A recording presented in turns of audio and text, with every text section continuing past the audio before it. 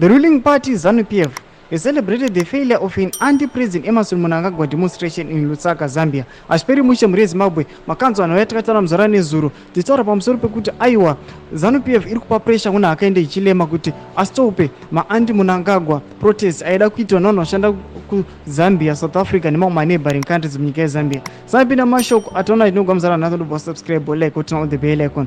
Munyogwa muchinzi diaspora-based activists had mobilized funds from donors and flown to Zambia with the intent to protest during the 26th SADC Ministerial Committee of the Organ on Politics, Defense and Security Cooperation. Their goal was to pressure SADC not to transfer these regional blocks chairmanship to President Mnangagwa, as Zimbabwe is set to take over from Zambia next month on the rotational basis.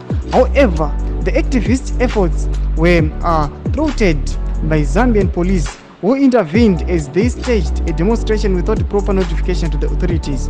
Reports suggest that the activists were trying to justify the thousands of dollars they had received from donors for the demonstration. Defense Minister Opam Chinguri Kashiri, speaking to reporters upon he returned from the SADC meeting, laughed at the activists' failed attempt.